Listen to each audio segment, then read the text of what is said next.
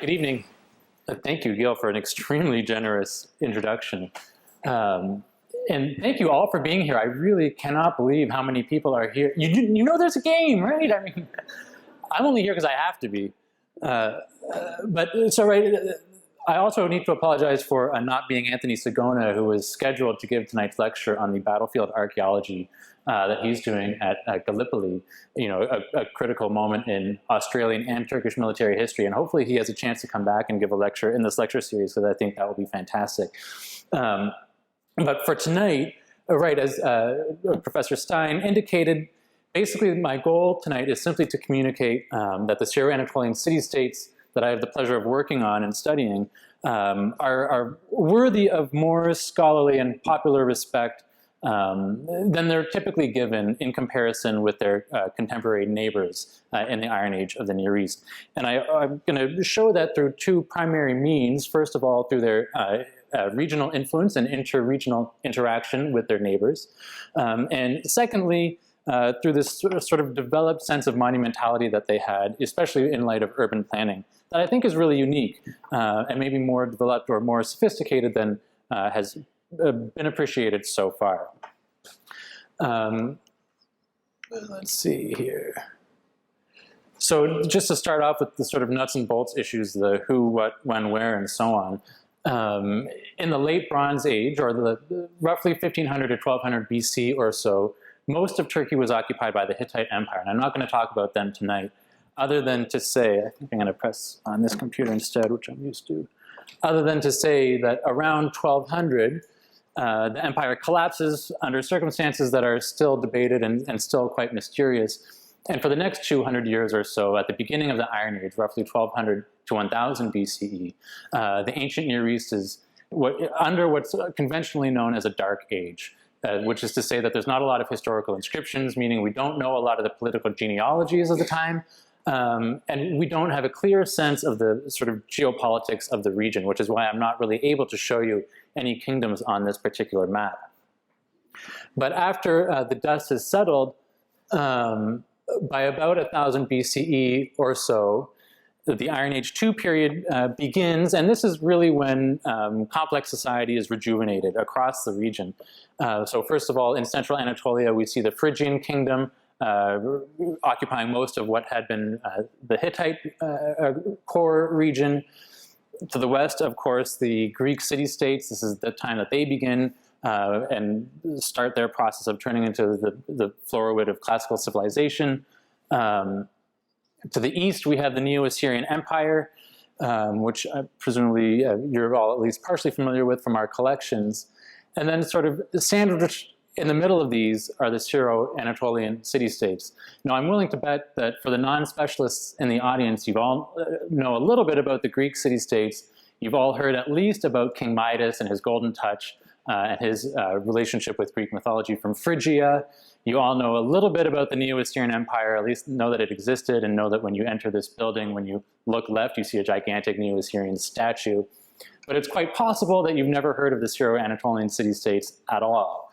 And that's sort of the impression that I want to correct tonight. And of course, if this map were larger, I could include to the south the biblical kingdoms of Israel and Judah, which are also coming into play at this time period, also very much part of the Near East at the time.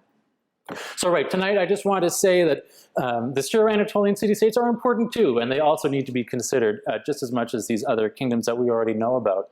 Now at the same time, of course, you have to be careful of what my PhD advisor called the omphalos fallacy, omphalos being Greek for navel, which is that an archaeologist, it's very easy after you work at a time and at a particular site for long enough to sort of start assuming that it was the center of the world, right?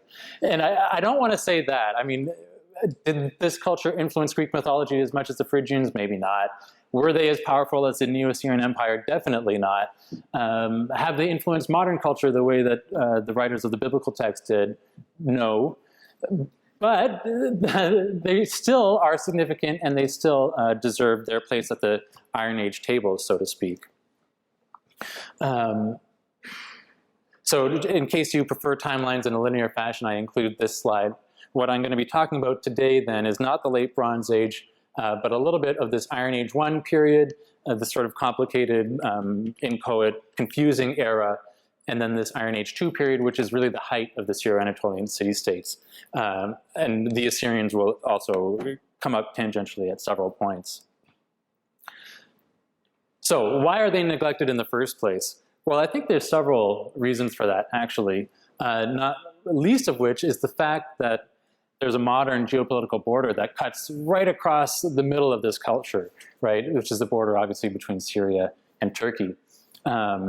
Now, if you work in Turkey or if you work in Syria, just naturally you're going to gravitate towards the archaeological research that's being conducted in that country, especially if you are a Turkish or Syrian researcher, right? And once you get embedded in one of these countries as a foreigner, it's not exactly easy to cross the border. So this tends to bifurcate scholarship a lot, which leads to a lack of understanding that, in fact, the city-states that exist on both sides of this border are very much part of the same culture system. So that's one reason. Maybe even more significant is the nature of our sources, which are themselves highly complicated. So in the first place, there are multiple languages and multiple scripts that are in use at this time. The first language that I'll talk about very briefly is Luwian. I think in the spring, our Hittite linguistics professor, Dr. Petra Gedegaburi, gave a lecture on hieroglyphic Luwian, so I won't reiterate that too much tonight, other than to say that it's a sister language of Hittite or linguistically related to Hittite, and therefore Indo-European, right? It's related to English, and a lot of the words are cognate with English words. And it's written in this really wacky hieroglyphic script, which one reads not left to right or right to left, but left to right and then right to left, which I gather is called boustrophodon, or as the ox plows. Dr. Gedegaburi, I already see, is correcting me, so she can do so later. But that's one group of languages and scripts. The second is altogether radically different, and this is the Aramaic and Phoenician language inscriptions that are written with the alphabet. So this is a totally different writing system, but also a totally different language family. It's not an Indo-European language. These are West Semitic languages, right? Cognate with Hebrew and Arabic. So this also influences how we appreciate the culture, because scholars will often only specialize in one or the other of these two language groups. And as a result, even terminology becomes difficult. So usually scholars who study the Luwian inscriptions and the city-states that have produced more of those language inscriptions call these city-states Neo-Hittite city-states, because the language is related to Hittite. Whereas scholars who study city-states that have produced more Aramaic or Phoenician language inscriptions will tend to refer to them as Aramean city-states. So we don't even have like a good word to call this group that everyone can agree on. And so I just figured, let's get rid of the ethnic terms altogether. I'll just say, well, some of them are in Syria, some of them are in Anatolia. I'll call them the Syro-Anatolian city-states, which is totally neutral and no one can get mad at.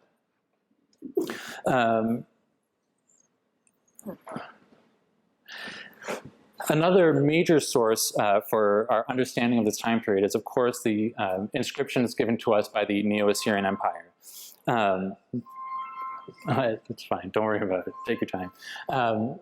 Right, so the Assyrian Empire is continually expanding, continually interacting with the Syro-Anatolian city-states, and are obsessively recording the information that they gather on the course of those campaigns. That's where we get a lot of our geopolitical information.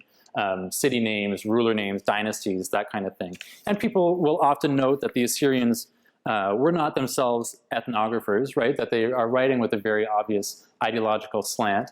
Nevertheless, there's still a great amount of information that we glean from these. So by about, let's say 950, 1000, 950, 900 BCE or so, this is sort of the geopolitical picture of what the Near East looks, okay? So on the left there, on the western half of this map, are about a dozen city-states that I've been calling Syro-Anatolian. Now, looking at this map, one would think, okay, well, this particular culture is extremely powerful, right? Because they cover a lot of ground, certainly a lot more than the core of the Neo-Assyrian Empire, which you see there on the east. But in fact, the opposite is true. Because it's such a fragmented political landscape, they're never able to unify as a single political entity, and are therefore never able to defend themselves against the very unified and very aggressive Neo-Assyrian Empire. So that's maybe a third reason why they haven't been given their due, or why they don't get enough credit, this sort of politically fragmented landscape, politically if not culturally. And indeed, I boxed this particular city-state, Patina, with its capital at Taltainat, or ancient Kunalua, because that's the site I'll be talking about later in the lecture, so that you know where this is.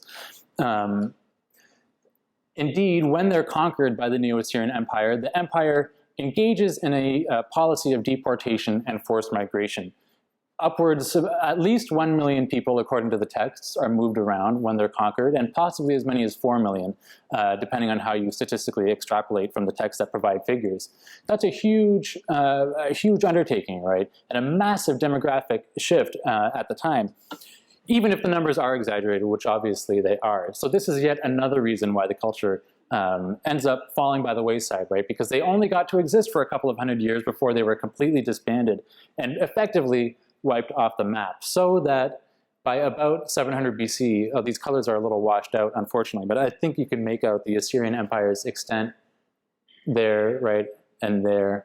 By about 700 BC, the entirety of the Syro-Anatolian city-state system has been conquered and incorporated into the empire. Really never to be seen again. Aramaic continues to be spoken and indeed becomes a lingua franca. Luvian effectively ceases to exist. Okay, and just to give you, again, a sense of context for the site that I'll be talking about for the majority of the lecture, Taltainat is located there.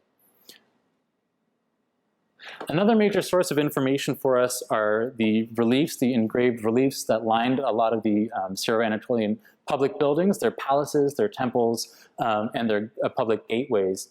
And this gives us a lot of information about what daily life activities looked like. So here, for example, you can see a feasting scene, a mortuary feasting scene most likely. But unlike the Neo-Assyrian reliefs, like the ones that we have on display here, there's no historical narratives given in these series of images. So in one sense, they're a little bit limited in the information they're able to give us. So instead, the third final source then, after the iconography and the historical inscriptions, is obviously archaeology, and that's what I'll talk about mostly tonight. So let's begin then with interregional interaction and some of the ways that the Syro-Anatolian city-states have been underappreciated, and I'll show some of the reasons why that is the case, starting in the Iron Age 1 period. I'll just speak very briefly about this sort of dark age period that I referred to earlier. So right, in the 1930s, Taltainat was excavated by this university and by this institute, the Oriental Institute. And you'll see some of the photographs of what that excavation looked like. In 2004, after 70 years of neglect, really, Taltainat excavations resumed, as Dr. Stein mentioned in the introduction, by Tim Harrison of the University of Toronto. Now, the early excavations had mostly concentrated on early first millennium levels. So when the University of Toronto resumed excavation, they went below that time period into the second millennium and into this Iron Age 1 horizon that the 1930s team had really not touched.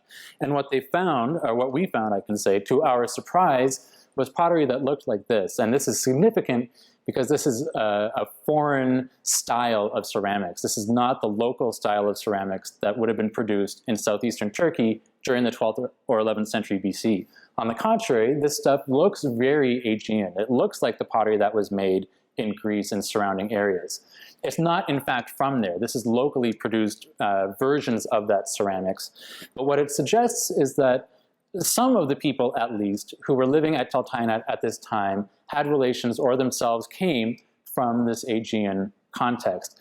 Now, that's significant because if you know your Iron Age 1 history from the Near East, you know that the social group that is often most cited in this context is a group called the Sea Peoples, who are supposed to have migrated from the Aegean world to the ancient Near East at precisely this time period, and who are famously known to have settled in Israel, on the coast of Israel, as the Philistines, right? And that material culture looks very, very similar to this.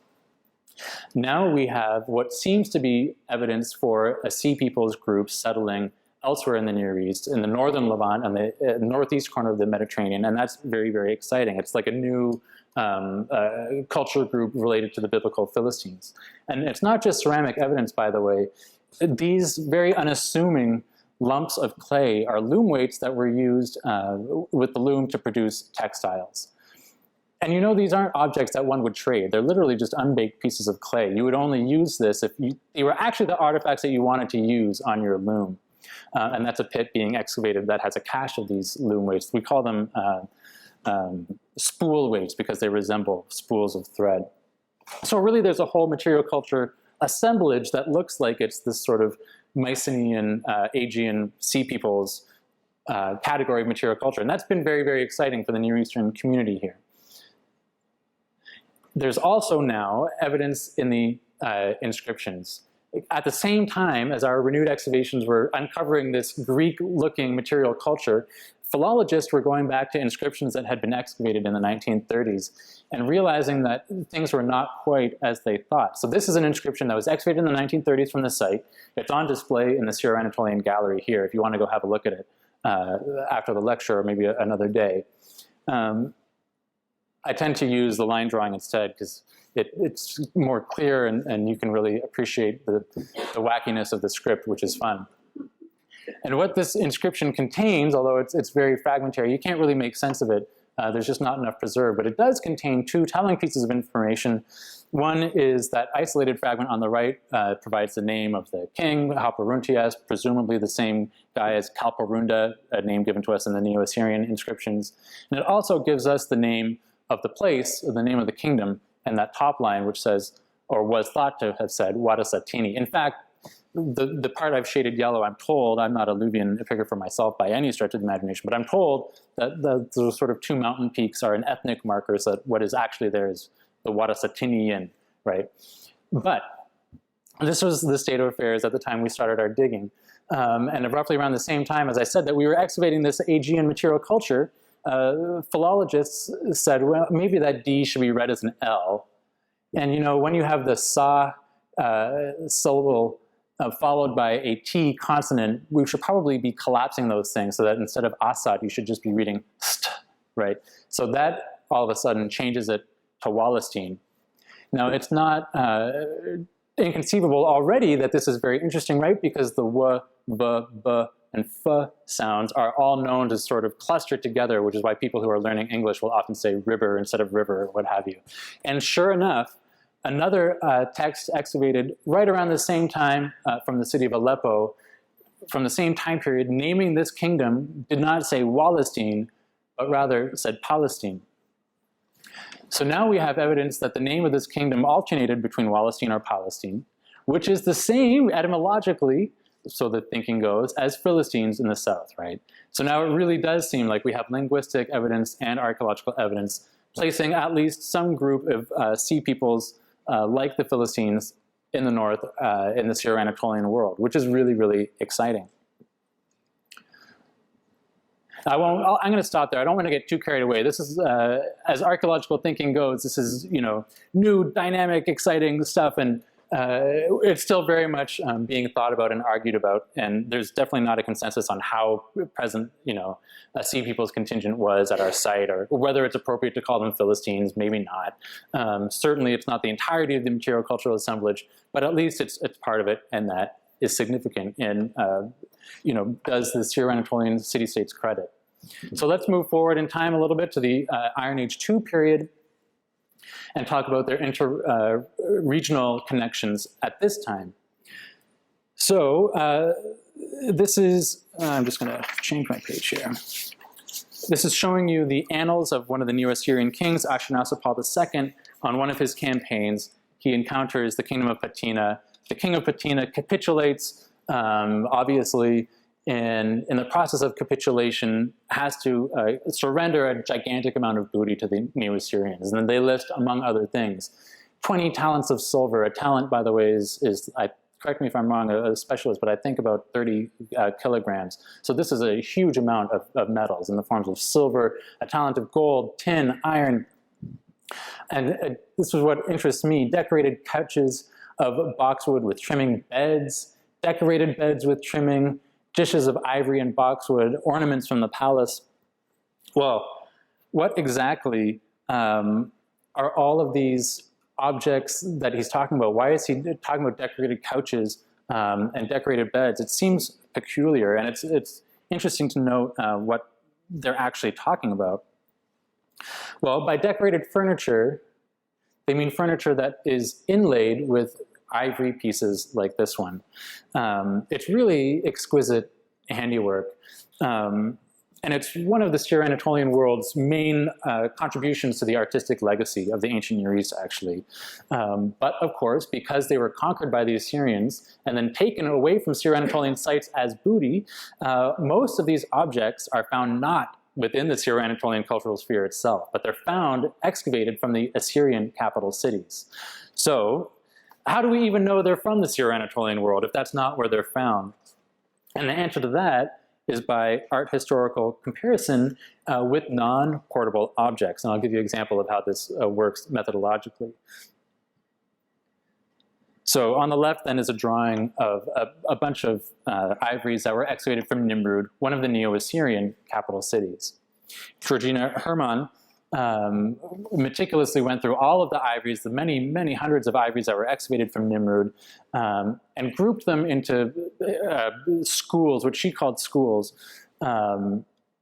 based on their stylistic attributes. So here, for example, you can see that all the animal figures in this drawing have a line going along the spine, sort of lines indicating the ribs, which are often boxed in, tufts along the stomach region, and especially a flame-like musculature on the animal's hindquarters. And she called this the flame and frond school, frond being a plant that also shows up in this particular school. The flame and frond school, named after the flames here, right? Now it turns out, if you look at the reliefs that I showed you earlier as lining the public buildings of Syro-Anatolian cities, you can see a lot of interesting parallels. So for example, here's a relief from Tel Halaf, one of the Syro-Anatolian capital cities. This is now on display in the Walters Art Museum in Baltimore, if any of you have been there. And here you can see the line going across the spine, the lines for the ribs, the tufted stomach, and again, the flame-like musculature indicated on the hind leg. So she postulated probably the artists who made the flame and frond school ivories came from this particular city-state and were likely inhabitants of Tel Halaf or some sort of nearby site. So that's how we understand these ivories as coming from this part of the world. So these are the things that the Assyrians are obsessed with. They're always referring to them in their inscriptions, and they're obsessed with their furniture being decorated in this stuff. And it comes from all over the Eastern Mediterranean and Near Eastern world, not just the Assyrian cities. A similar logic applies, by the way, to the metal objects that Ashurnasirpal referred to in that inscription. Why was he so obsessed with metal objects, metal furnishings for the palace? Well, these are also distributed widely. So for example, these are horse trappings. So the top two objects are called a frontlet, and that's the object that goes down the forehead of a horse. The one on the bottom you'll probably recognize now as a horse blinker. All of these are going to be ceremonial, right? They're too nice to actually be used in regular, everyday horse activity. But the one on the top left was excavated at Tel Tainat, and it shows a master of animals motif, as well as nude women holding their chests while standing on a lion head, motifs visible here and also here. And in case it was in doubt whether or not these two objects, which are found in Greek cities, in Greek sanctuaries, in Samos and Eritrea, right? Euboea is an island just off the coast of Greece, very far away from Tainat. In case it's in doubt that these in fact were made in the Syro-Anatolian sphere, they happen to have, helpfully, an Aramaic inscription on them, which actually you can make out running along the length of it right down there, that even names the kingdom Patina, of which Tel Tainat was the capital city. So the same sort of logic, right? You can date these things, you can attribute the geographical source of these objects, even though they're found far and wide, by virtue of parallels with Syro-Anatolian remains.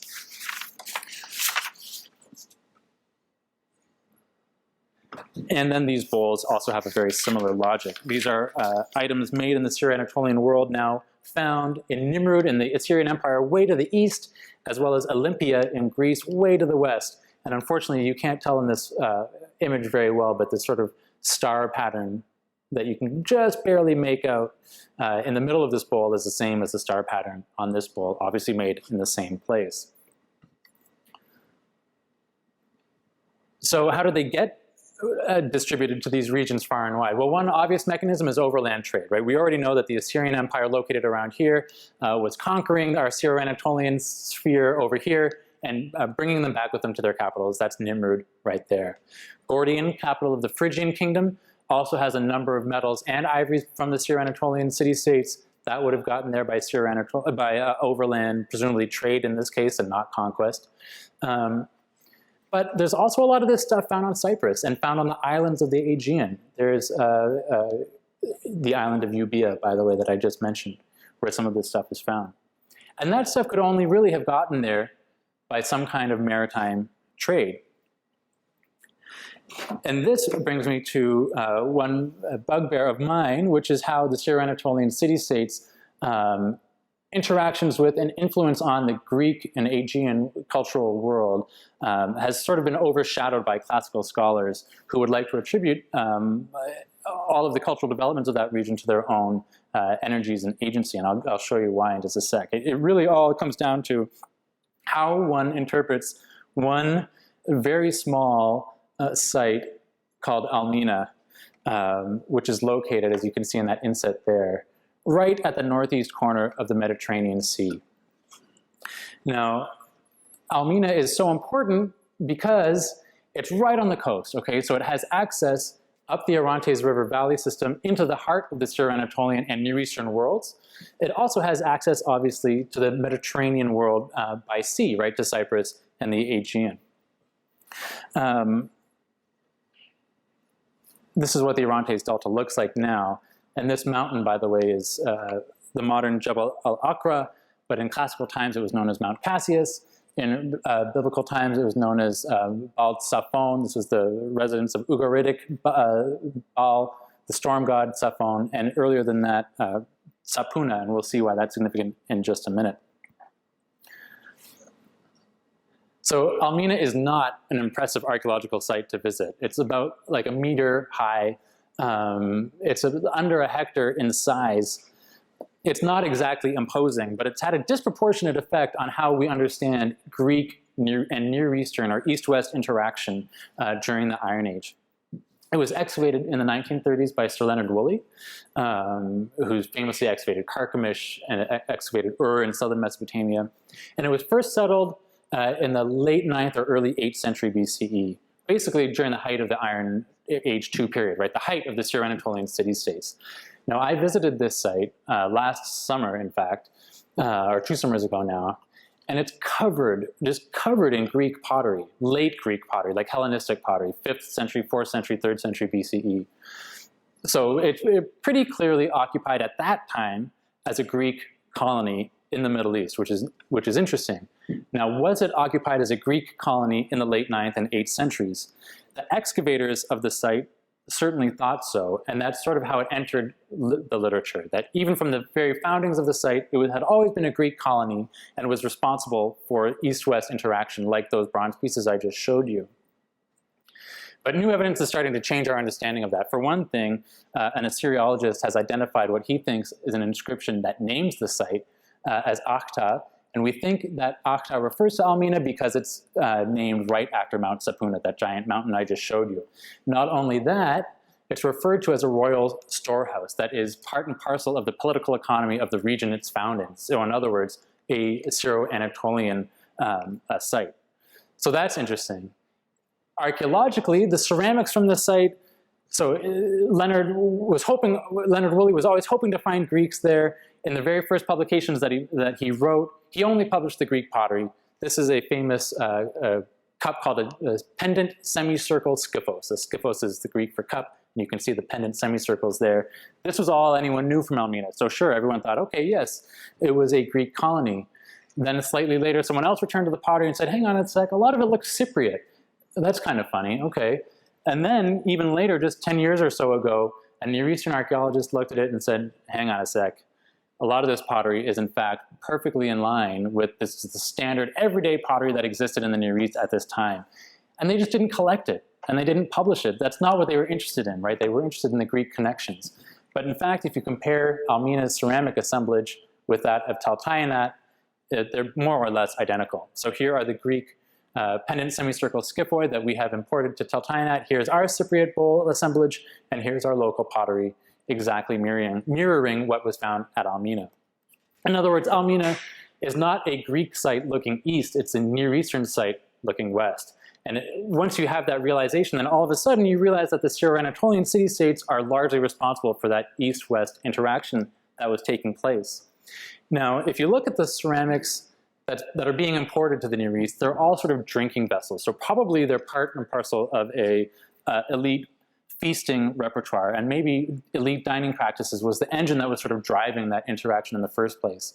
And that is perhaps supported by this stele that probably longtime fans of the Oriental Institute will have seen many times by now. This is the Kadamua stele excavated by our own Professor David Sloan from Zingerli, which is another Syro-Anatolian city-state capital. And it shows a feasting scene similar to the relief I showed at the beginning of the lecture. And what do you see in Kadamua's right hand? But one of those bowls, basically identical to the bowls, at least in terms of its shape that I showed you earlier. This is a ceramic imitation of the bronze vessels that we have excavated at Tainat, as well as other local vessels like that platter, for example. So another methodological indication, for example, of how to geographically source items like this found in Crete to the Syro-Anatolian world. Well, because our non-portable artifacts are showing you illustrations of the same thing. So then in the Greek world, this interaction would eventually get manifested in what they call the Orientalizing period of the late 8th and 7th centuries BC. And here are Greek pots that have very obvious relations iconographically with the Near Eastern milieu. I mean, if you look at this boar, I guess it is, you can see the rib lines, the line going down the spine, and even some flame-like lines on that back haunch. It really does look very Near Eastern. Okay, so the Syro-Anatolian city-states are not exclusively responsible for Greece's Orientalizing period. The Phoenicians had a lot to do with it. There's all sorts of interaction taking place. But I just want to emphasize that the Syro-Anatolian city-states were at least partially responsible for this taking place and were part and parcel of the interaction that was going on at the time. The same logic applies to the east, right, to the Neo-Assyrian Empire. So this is one of the most famous scenes ever illustrated in the Neo-Assyrian palace reliefs. This is the king Ashurbanipal, mid-7th century BCE, and his wife Ashur-Sharat. Presumably most of you already know this, but to those who aren't familiar with the Near East, I always show this slide to intro students to say, just when you think things look one way, actually they sometimes look another way. Because although this looks like a very bucolic, happy scene of the king and queen dining in peace in their garden, they're of course dining in the presence of the severed head of King Teoman, whom they had just defeated in battle. So it's also got this sort of grim, militaristic valence to it, which is always good to show people. But for my purposes right now, if you just zoom in a little bit and you look at the objects that are being displayed, you can see that the same Syro-Anatolian objects are on display here. So for example, Ashur-Sharat holds in her right hand one of these bronze bowls, just like we've seen in the Kadamua stele, and as we've seen excavated from Crete and found in Olympia and so on. Probably Ashurbanipal himself had one as well in his hand, but it's been chipped off when the city of Nineveh was conquered. I didn't talk about all these objects. This is a tripod bowl that could be ceramic, could be ground stone, more likely ground stone. Also a classic Syro-Anatolian object, as is this pyxis, which is a circular box. We excavated a pyxis just like this at Teltainat, for example. And then finally, here are our decorated beds, or our decorated couches, right? These are the ivory inlaid that I was talking about being illustrated in these reliefs, showing you a very common motif called the woman in the window that comes straight from this sphere. So, right, the Syro-Anatolian city-states were heavily involved with the cultural development of their neighbors, like the Assyrians, like the Greek city-states that would eventually become Hellenistic civilization. I'm going to change gears now to the second aspect of why I think the Syro-Anatolian city-states need to be taken a bit more seriously, which is their sense of artistic monumentality, but also monumentality at the level of city planning. This map is showing you basically, this illustration is showing you maps of several capital cities from the Syro-Anatolian world. basically the ones that have furnished most of our evidence for monumental arts and monumental city planning. And one thing that I find interesting, by the way, is how they very often have the same sort of spatial signature, by which I mean a three-tiered hierarchy: a lower town, an acropolis, and a palace compound inside of it, right? Lower town here, acropolis there, palace compound there, and we'll see the same happening at Taltayinat. It also shows you, incidentally, the power of satellite imagery, which has really revolutionized Near Eastern archaeology. Tel Rifa'at, we had no idea until recently, was 120 hectares in size. That's a gigantic city, even larger than Carchemish. So for example, that scale is 400 meters, and that one is 200 meters. This site is only about 35, maybe 40 hectares or so. Anyway, that's a sidebar. These are colossal statues that have been found across the Syro-Anatolian world. Here's A is Carchemish, that's Tel Halaf, there's Zingerli, there's Malatya, and a silhouette for scale. First of all, I mean, you never want to make blanket claims, right? That these are the largest statues ever found in the Near East. So as soon as I say that, someone's going to prove me wrong. But they're going to be right up there at the very least, right? These are unusually huge by any Near Eastern standard. This statue, for example, would not be out of place in terms of scale beside our Lamassu statue in the Mesopotamian gallery. Most of the time, they're found in the city gates of the Syro-Anatolian cities. Now, inscriptions tell us that these city gates are symbolically associated directly with the king of the city and with the city itself, so that if someone was able to militaristically conquer the gate, they've defeated the king right off the bat, and they've conquered the city whole-scale simply by doing that. Furthermore, these statues are usually found actually buried underground, which is really, really interesting, and entombed, like not just destroyed, although that sometimes happens, but actually actively buried, just like you might an actual person, which might suggest that they were actually thought of in that way. So the idea is that, you know, when a pedestrian enters a city through the gate, you're entering a building that we know from text symbolized royal power, symbolized the city, while passing a statue of the king that may have been actually considered to be an animate being, right? The actual king himself, not simply a representation visually of that king. So let's look at some of those principles of urban monumentality in one single case. Okay, so here's the aerial photograph of Taltayinat. We've already seen the Iron Age 1 Mycenaean style pottery from this site. This is what it looks like today, and this is a 20-hectare mound. I think this photograph was taken a couple of years ago. But what's really interesting is when you zoom out a lot and look at this site from space, you realize that it's not 20 hectares in size at all, but in fact, surrounding the north and eastern edges of the city is an additional 16 hectares of lower town that you can't see on the ground, which is because the Orontes River, which is right here, floods the plain and deposits about 1 millimeter of sediment across the plain every year. Now that doesn't sound like a lot, right? It's just 1 millimeter, but if you do the math, that becomes 1 meter every year, every millennium. And if you add up the millennium, it's like 3 meters of alluvium since the Iron Age. So it's actually quite significant. And that's why you can't see this there now. If you look closely, you can even see from space the city wall right there, right? Which is really, really neat.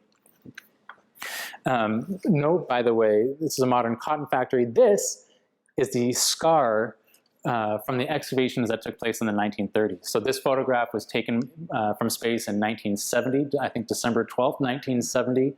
And that's the result of the 1930s excavations that had taken place 35 to 40 years ago. And this is what that excavation looked like. So this is the Oriental Institute's Syrian Hittite expedition to Taltayinat in the 1930s. Why Syrian Hittite expedition? Well, because they were looking for Neo-Hittites in what was then Syria, as Gil mentioned at the intro of this lecture. It's now Turkey, right? But at the time it was Syria. This is a massive horizontal exposure, the kind of excavation you would never see in the Near East today. Obviously what that means is that we've sacrificed some level of control. We don't have a clear stratigraphic understanding of a lot of the objects that they found or how the buildings relate to one another in a perfect way. On the other hand, we have a very good sense of the urban planning of the city. This is the kind of thing you could do in the 1930s that you can't excavate today, right? You can't just excavate a city and decide what the city plan is anymore like you could back then. And this is basically the plan of the city that we know of now, okay? The lower city with a gate, the Acropolis with another gate, the palace compound with yet another gate. So at each tier of the spatial hierarchy, accessibility is restricted. One thing I also like about this image is it shows you, even with that crazy enormous excavation that I just showed you in that last slide, there's still so much left to be done. I mean, it really is remarkable how much archaeology remains at all sites, really. So did Tainat participate in this sort of coordinated citywide strategy of monumentality? Well, it was harder to tell before, but now, thanks to the new excavations, we have a clearer sense of how urban monumentality operated here. First of all, in this gateway was excavated at least huge portions of a monumental royal statue. This is also on display in the Syro-Anatolian gallery, right? You can go see that after the lecture. This is absolutely gigantic. And we know it's a ruler and not a divine figure, by the way, because it doesn't have horns, which in the ancient Near East were a common visual signal of divinity. This is the close-up of the palace compound. Note that the temple is outside of the palace, which is interesting. You would have gone along the exterior of the building, past this sort of sacred area, entered the gate, and then you had to do a 180-degree turn before you were able to enter the palace. And I always like to tell this story. So in the 1930s, 1939 happened, the World War II was just starting to break out, and the excavators decided, okay, maybe it's time for us to pack up shop. I think we found all of the monumental architecture to be found here at this site. Anyway, it's not bad timing, let's get out of here. But before we go, let's just make sure we found it all, okay? It's just so that we can leave knowing that there's no more monumental buildings left. So they sent out this 1-meter wide probe east of the temple, didn't really find anything other than this sort of mysterious stone installation that they thought was maybe a well or something like that. And they more or less shrugged their shoulders and said, yeah, it looks like we found it all. All right, we can take off. And they did, and they didn't come back. So when the renewed excavations began in the mid-2000s, like 2004, I think was the first season of excavation, and I was supervising the area of excavation that was taking place right over here. And I suggested to the director, why don't we just put in a trench over here? I mean, this part we know they never touched. Let's just see what's there. At least we'll know it'll be new information. And what we ended up finding was a perfectly preserved temple that had been destroyed in ancient times, which is a good thing, right? Preserved for the archaeologists, built by the Syro-Anatolians, reused by the Assyrians, destroyed around 650 BCE, lying immediately underneath the surface of the site. This is a beautiful, beautiful archaeological context. And that little, that 1-meter wide trench came across right there. So they missed it by about a meter. And just to give you an example of how spectacular the finds are, in this inner sanctum room, on the podium there of the inner room, was a cache of Akkadian tablets, including this guy, a succession treaty between Esarhaddon, the Neo-Assyrian king, and the local governor of Tainat, promising that when Esarhaddon died, his son Ashurbanipal would be recognized by the local governor as a legitimate heir to Esarhaddon's rulership. This is a gigantic tablet. I mean, this has really been transformative for Neo-Assyrian Assyriological studies. And I'm very thankful that it was excavated by us and not by the 1930s team, although, you know, I have mixed loyalties now that I'm a professor here as well. So this plan, again, just shows you how close this was, right? There's that stone installation feature. The trench line is right there, along there, probably about 1 meter and 15 centimeters or so further north, and they would have cleared this entire building. More pertinent for tonight's lecture in terms of urban monumentality, what was located on this side of that 1-meter wide trench?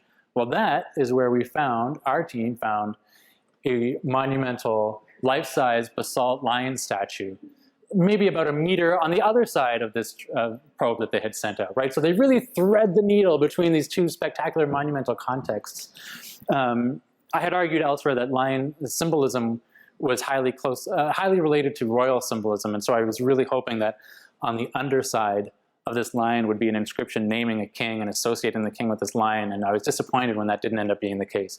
But nevertheless, it's still a glorious piece of art. Maybe, in my opinion, one of the most beautiful pieces of monumental art to come out of the Syro-Anatolian city-state sphere. So obviously the next summer we expanded that excavation trench. There's our lion there, right? So here's our meter-wide probe, our temple, here's our lion.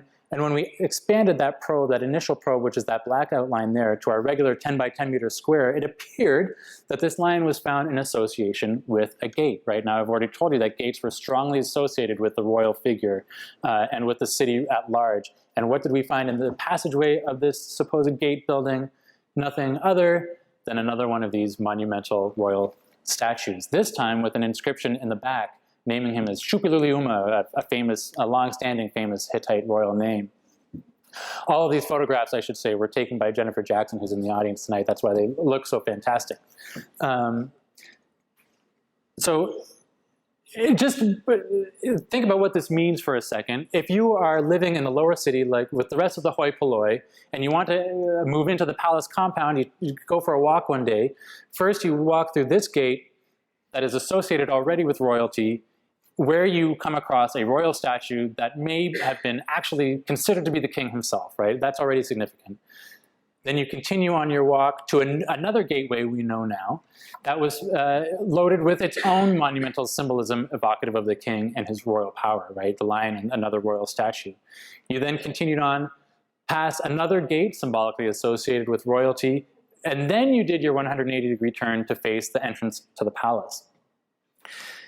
Now, what did that palace look like? That would be a whole other lecture, but I think I'll just illustrate it very briefly through Tel Halaf instead of Tel Tainat, because the palace portico of Halaf is better preserved and had the same exact principle. You come from the lower city way out here, through this gateway into the palace compound, you turn 180 degrees, and you're facing the porticoed entrance to the palace, which looked like this.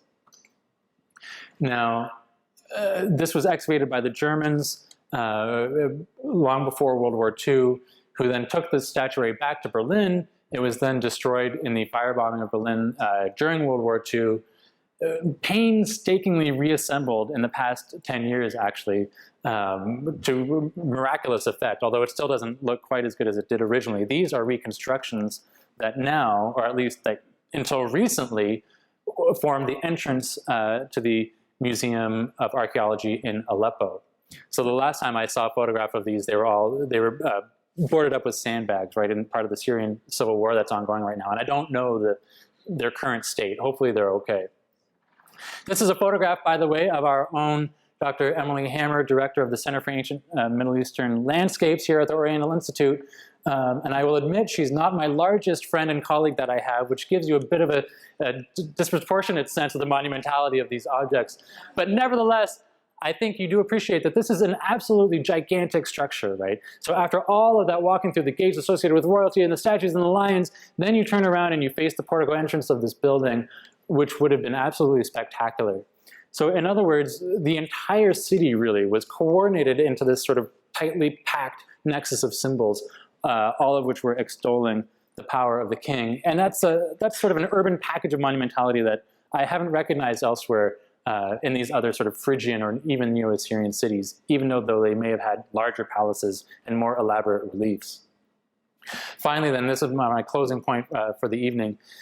There was also a really beautiful sense of monumentality in their sacred architecture. So this is one of the most famous temples from the Syro-Anatolian world, from a site called Ain Dara.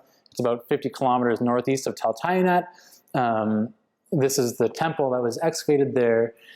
Very elaborate reliefs. It was used for several centuries from the Iron Age 1 period down at least to about 700 or so.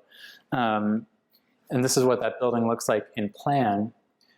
By the way, for those of you interested in biblical archaeology and biblical studies, this temple is probably the best example we have of what the Temple of Solomon may have looked like. We don't have the Temple of Solomon archaeologically preserved, right? It was A, destroyed, and B, its remains are under the Dome of the Rock in Jerusalem. But if we could, according to the text, this is what how we reconstruct it. And the plan is very similar to the contemporaneous, roughly contemporaneous structure from Ain Dara. And Tel Tainat, by the way, our temple is also used as a parallel. So for example, you see the two pillars at the beginning. Those are described at the biblical text. You see this ambulatory or corridor going around the sacred building, just as described in the biblical text. Anyway, that's a sidebar. The relations between Syro-Anatolia and the biblical world are a whole other lecture as well. But what I want to show you right now are these footprints right here.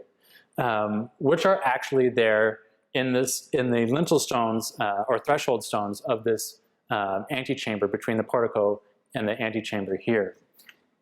And they look like that. They're about 1 meter in length. And as you can see in that last slide, the divine figure, which is presumably what the architect was trying to illustrate, stands at the entrance, at the portico entrance into the temple where he or she lived, right? Temples in the ancient world were considered the abode of the god. Took one step with his or her left foot right there, the right foot there, is actually striding into the building. And I just think that's spectacular. That's a really evocative way of using negative space to evoke the monumentality of the divine, right? And I also haven't seen this sort of creative use of negative monumentality to evoke grandeur anywhere else at this time. So anyway, I'll just conclude then by saying,